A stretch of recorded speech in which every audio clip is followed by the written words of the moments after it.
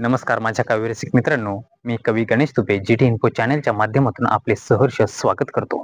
तर मंडळी, मतदार हा राजा असतो आणि मतदान केल्याने आपली लोकशाहीची प्रगती होते, आपल्या लोकशाहीचा विकास होतो, आपली लोकशाही ही बळकट होते.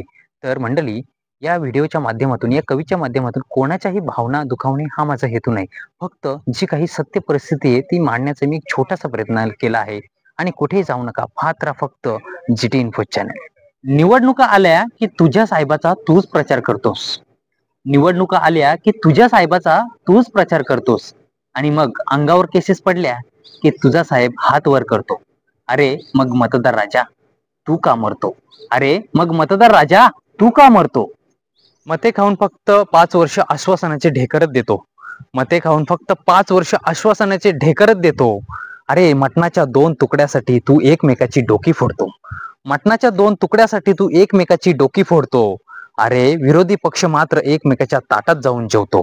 अरे मग मतदार राजा तुला लाज वाटली पाहिजे, तू का मरतो? अरे मतदार राजा तू का मरतो?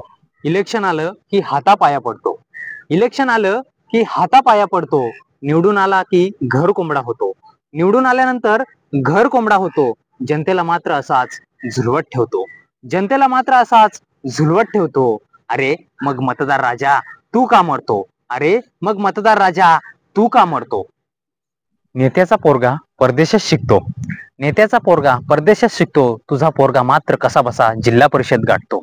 नेत्याचा पोरगा परदेशात शिकतो. तुझा पोरगा मात्र कसा बसा जिल्हा परिषद गाठतो. अरे मतदार राजा मग तू का मरतो? अरे मतदार राजा मग तू का मरतो? श्रीमंताची समृद्धी गरिबाची मात्र यामध्ये गेली शेती. श्रीमंताची समृद्धी गरिबाची मात्र यामध्ये गेली शेती. अरे तुझाच नेता तुझी टक्केवारी खातो. अरे तुझाच नेता तुझी टक्केवारी खातो. अरे मतदार राजा मग तू का मरतो?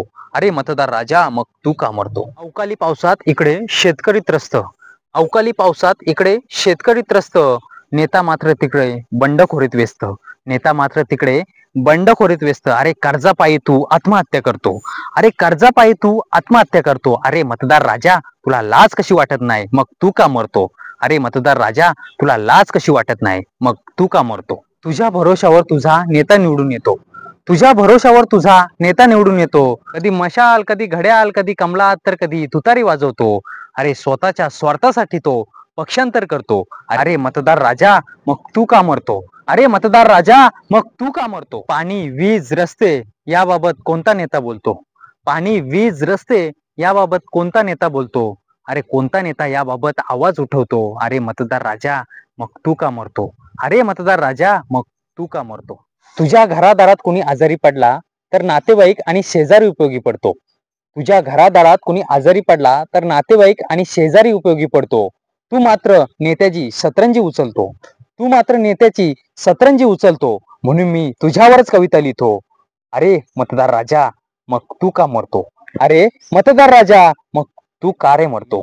तर मंडळी, माझ्या पाठीमागे तुम्ही स्मशानभूमी पाहतच असाल, काय तिची अवस्था करून ठेवली.